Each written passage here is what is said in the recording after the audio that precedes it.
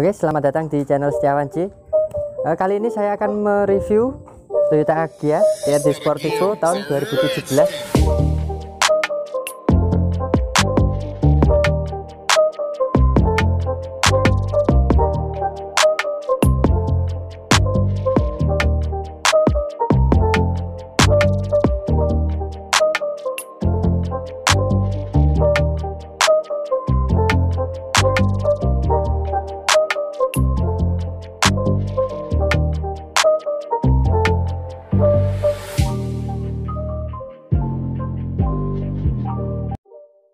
Oke, untuk Toyota Agya ini dia barunya sekitar 150-an juta untuk kelas city car LCGC. Walaupun ini di sini emblemnya aslinya dia berlogo burung, tapi ini udah diganti, dikasih logo Toyota. Nah, dia kalau untuk dalam kota menurut saya untuk kelas LCGC sangat nyaman dibanding sekelasnya seperti Honda Brio dan kawan-kawan lah. Cuman yang ini udah versi TRD, jadi untuk bumper dan seluruh bodinya udah ditambahin bumper tambahan. Untuk dia mempunyai kapasitas mesin 1200 cc, sudah 4 silinder, jadi dia lebih bertenaga daripada yang generasi sebelumnya. Dan dia di sini lampunya udah memakai proyektor. Terus di sini dia lampu sen. Terus sama dia mempunyai tenaga sekitar 98 horsepower dan torsinya sekitar 108 Nm. Dari segi lampu untuk Toyota Agya yang generasi sebelumnya dia masih reflektor biasa. Kalau yang ini dia udah memakai lampu utamanya memakai proyektor, walaupun untuk lampu jauhnya dia masih pakai proyektor biasa. Dan menurut saya model lampunya lebih agresif daripada yang generasi sebelumnya, jadi lebih terlihat atau terkesan futuristik lah.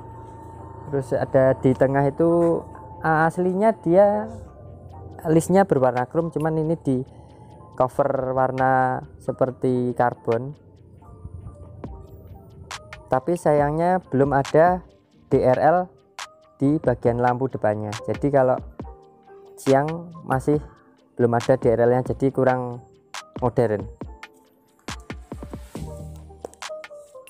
Dan untuk di bawah ini dia juga sudah terdapat fog lamp untuk lampu kabutnya, walaupun masih proyektor biasa.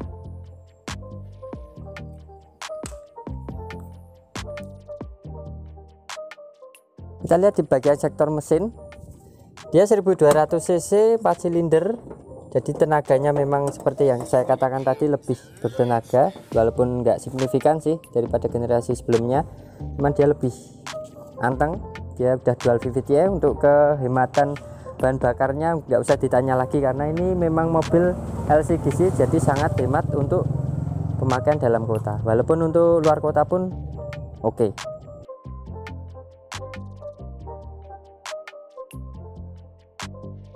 Untuk yang tipe ini dia tipe tertinggi, tipe TRD, yaitu Toyota Racing Development. Jadi udah mendapatkan dia seperti bumper tambahan. Terus di sisi samping dia udah side skirtnya ada sampai di bagian belakang. Jadi dia berbeda dengan tipe E dan yang tengah, dia masih polos. Kalau yang ini tipe yang bisa dikatakan seperti racing lah, walaupun sebenarnya kayak di sisi sini cuma variasi, nggak berlubang. Terus di sisi bumper sini customnya lumayan cukup bagus, terdapat sirip-siripnya, jadi memang dibuat terkesan sporty. Terus di sisi spoiler dia ada emblem TRD nya. Untuk basicnya memang semuanya sama, cuman perbedaannya yaitu di add-on body kit dari Toyotanya. Terus dari sisi depan dia penambahan bumpernya lumayan cukup futuristik sih. Di sini terdapat dia berlubang untuk sirkulasi udara untuk mendinginkan mesin. Terus di sini dia tambahan seperti ini, lebih terkesan lekukannya itu lebih agresif daripada yang versi yang biasa ataupun yang paling bawah. Jadi memang untuk harganya pun berbeda lah dengan yang versi tengah atau yang tipe basic lah dari Toyota Agya ini. Kita beralih ke bagian eksterior samping kanan. Dia di sini ada body moldingnya, sama di sini skirtnya. Dan di sini unik menurut saya karena nggak polos, dia ada lakukan seperti ini biar nggak polos gitulah, biar ada motifnya. Sama di sini dia udah dapat talang air. Di sini pun dia nggak polos, mengikuti ada lekukan-lekukannya biar ada, ya intinya biar nggak polos lah, biar lebih bagus. Terus untuk door handle-nya dia masih model lama, model tarik. Terus dia masih pakai anak kunci, belum smart key untuk kunci mobilnya. Dan untuk spion dia belum retract ya, masih harus dibuka tutup manual. Untuk antena dia masih model tarik.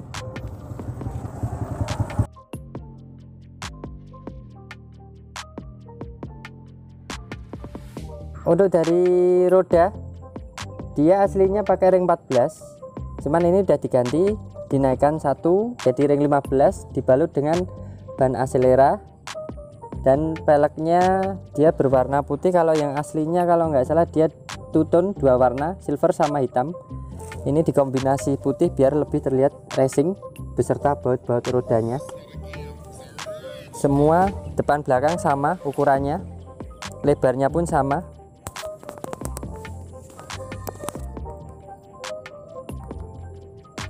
Terus dari bagian belakang dia udah terdapat wiper belakang, cuman dia belum dapat defogger di kaca belakang untuk penghilang kabut. Di sisi spoiler dia udah terdapat lampu rem LED. Terus dia di lampu stop lampnya dia udah LED, udah modern, walaupun untuk lampu sen dan lampu mundurnya masih memakai bolam biasa.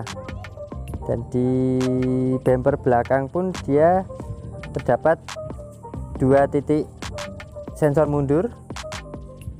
Sama untuk knalpot dia juga udah chrome untuk ujung pipa knalpotnya, jadi terlihat lebih rapi dan sporty.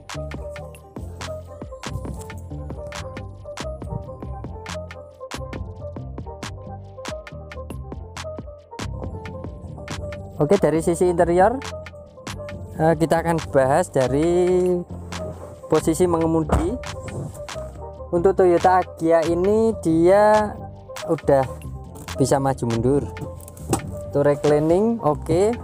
Cuman untuk pengaturan naik tinggi kursi untuk di paha sini belum ada memang. Dan tombolnya dia masih mechanical biasa.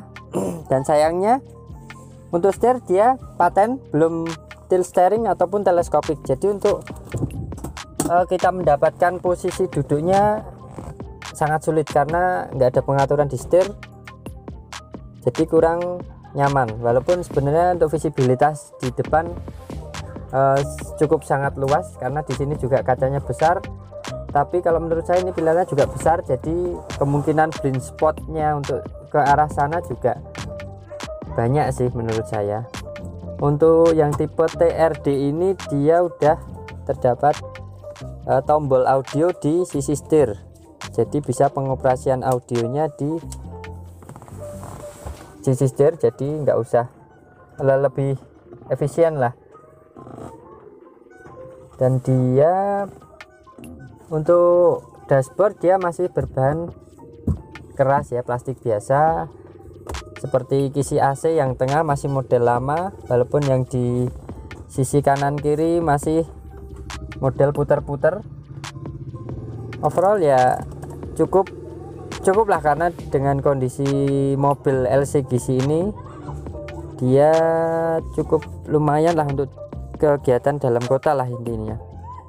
Dan untuk di bawah sudah ini untuk lampu di bawah cukup membantu karena ini ditambahin sendiri oleh ownernya, jadi untuk malam hari sangat bisa membantu untuk mencari atau melihat di bagian bawah. Untuk dari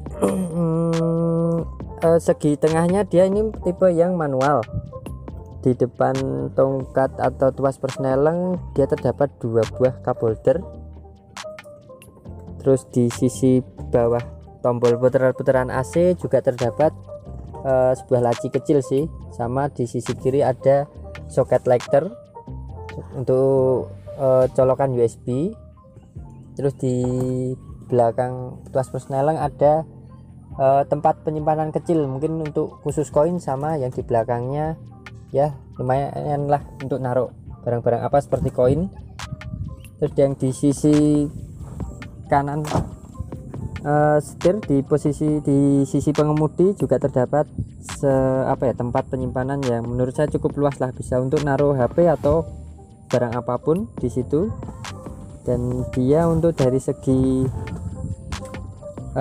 itu tadi juga udah, maaf lupa, untuk tombol spion sudah otomatis bisa disetting dari dalam, yaitu tadi, cuman belum retract, jadi kalau diparkir harus dibuka tutup manual.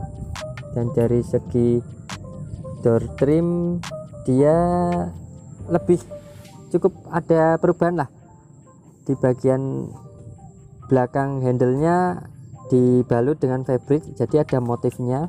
Kalau yang sebelumnya kan dia berbahan keras semua, di situ ada motif perbedaan dari yang generasi sebelumnya.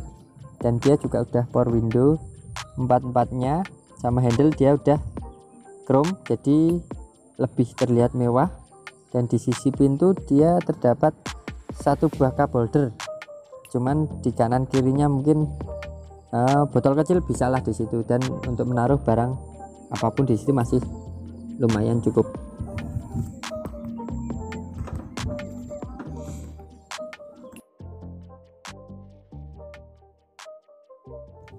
Oke, untuk di bagian baris kedua dari Toyota Agya ini, dia untuk posisi legroomnya sangat luas. Ini tadi posisi duduk saya cukup luas menurut saya, walaupun di tengah dia sini terdapat gundukan kecil, cuman ya nggak begitu mengganggu sih. Untuk di bagian belakang ini joknya lupa tadi udah di cover. Aslinya dia motifnya seperti bahan fabric yang ada di door trim pintu depan. Dan dia di sini ada cup holder, 2 buah cup holder untuk bagian belakang.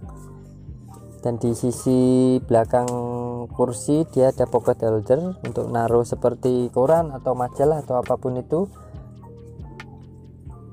Dan di sisi pintu belakang dia terdapat 1 buah cup holder, masih sama untuk door trimnya, cuman dia ini berbahan keras semua, nggak ada kombinasi fabric seperti yang pintu depan. Dia udah power window 1 dan handle-nya chrome. Dan untuk dia di sini dapat hand grip walaupun paten. Terus posisi duduknya ya cukup ya, karena dia mobil hatchback seperti ini ya, kecil, jadi ya posisi duduknya tegak sih menurut saya. Tapi untungnya di sini headrestnya bisa naik turun, jadi bisa menyesuaikan ketinggian penumpangnya. Tapi sayangnya yang saya nggak suka, dia di depan nggak bisa naik turun, dia model jok pocong ya kalau orang menyebutnya tuh, jadi paten. Terus di tengah juga nggak terdapat armrest. Ini bisa diisi 3 orang dewasa, cuman penuh, kurang nyamannya mungkin untuk anak kecil di tengah. Terus di sisi belakang juga udah terdapat sabuk pengaman 3 titik kanan kiri, cuman yang tengah dia nggak dapat sabuk pengaman. Mungkin untuk dari sisi belakang cukup itu aja sih ya. Kita coba beralih ke bagian bagasi belakang. Kita beralih ke sisi dari bagasi. Menurut saya untuk kelas LCGC dia sangat luas ya. Ini dia terdapat di sini terdapat partisi untuk penyekat antara bagasi bawah sama yang di atas, tapi ini juga bisa dilepas. Dan kalau untuk membutuhkan bagasi yang lebih luas, di jok depan ini dia bisa dirubuhkan ke depan, jadi bisa sangat luas untuk membawa barang. Cuman sayangnya dia nggak flat, jok baris keduanya dia tidak flat, jadi nggak rata sama bagian bagasi sini. Kekurangannya menurut saya itu sih. Ini dia bisa dilepas, menurut saya ini cukup membantu lah, bisa untuk pemanis juga. Dan oh ya, tadi lupa untuk jok baris kedua yang tengah ada sabuk pengamannya di sini dari atas, hampir mirip seperti Avanza dari atas modelnya. Terus dia di sini untuk ban serepnya posisi di bawah sini. Dia memang belum full size ya, jadi untuk ban serepnya dia masih model velg kaleng biasa.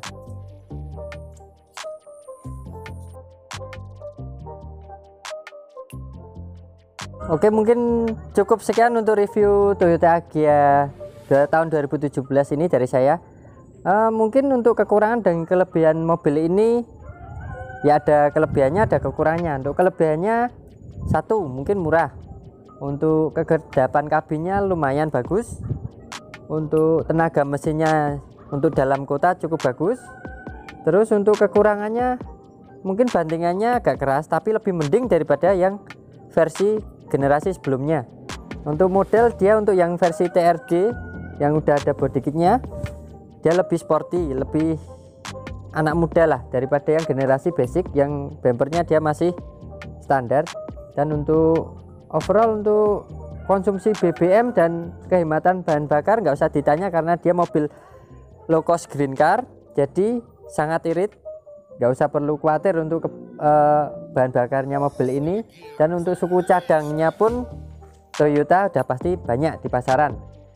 Terus apalagi ya, dibanding rival sekelasnya, untuk Toyota ini dia cukup lumayan banyak penggemarnya, walaupun modelnya hampir bersaing lah dengan kelas yang tetangga.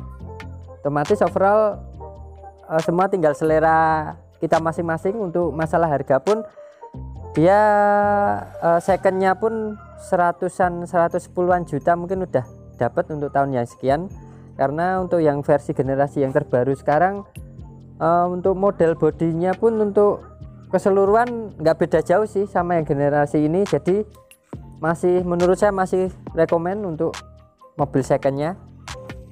Oke, mungkin cukup sekian saja review dari saya.